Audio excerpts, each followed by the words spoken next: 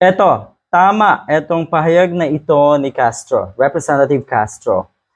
Etong pagkasuspindi po sa programa ni Duterte at na itong si Badoy, dapat noon pa talaga ito. Dapat noon pa po talaga ito. Kaya etong ginawa ng MTRCB na suspension na 2 linggo, naku po! Ay bakit ngayon lang? Hindi ba kayo nagmamonitor? Hindi ba kayo nag-check na itong mga programang ganito? Sino po ba ang binabantayan nyo? Si Vice Ganda lang. Ganun ba yan? Abay, napakaraming kabulastugan at kawalang hiyaan sa mga programang katulad na ito sa kabilang or sa SMNI. Hindi lang po itong 2 programa na to. Ulitin ko, tama na dapat noon pa sinuspinde, na dapat noon pa pinatawan ng kaparusahan yung mga ganitong klaseng programa. 'Di ba? Ay ginagamit lang naman na itong mga katulad ni Duterte, katulad na itong si Badoy, yung kanilang programa bilang platform nga para ulitin ko para i-justify yung kanilang mga sarili, magpakalat ng kung ano-anong kasinungalingan at atakihin ang mga grupo, mga organization, mga individual na hindi nila gusto.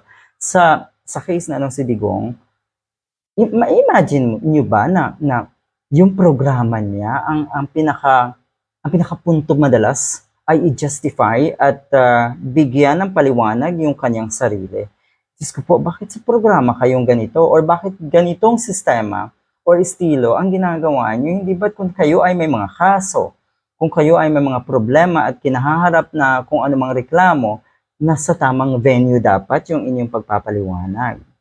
Okay? Yung inyong pagbibigay ng statement. Hindi sa mga ganitong klaseng programa. At alam natin na ang pinakarason or dahilan kaya nabuo itong programa na itong si Badoy ay parang atakihin yung mga organization na ay kalaban ng ating gobyerno. Pero yun nga, sila pala ang totoong kalaban ng ating bayan.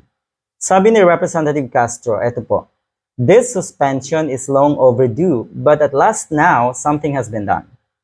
You see? Dapat talaga itong MTRCB nagmo-monitor din sa iba pang programa. Dahil kahit papano, maraming napapaniwala, maraming nauuto itong mga programang ito ng SMNI. Hopefully, this marks the start of SMNI and the people behind is being made accountable. The authorities should look into the pattern and consistent red tagging, terrorist labeling for longer and more decisive measures. Siguro doon nga sa programa na itong si Badoy, hindi talaga matatapos yung programa na yon na walang aatakihin na individual, walang i-red tag na either institution or mga individual din. So ibig sabihin, yun talaga ang pinakadahilan kaya nabuo yung kanilang programa. Yun talaga ang pinakarason.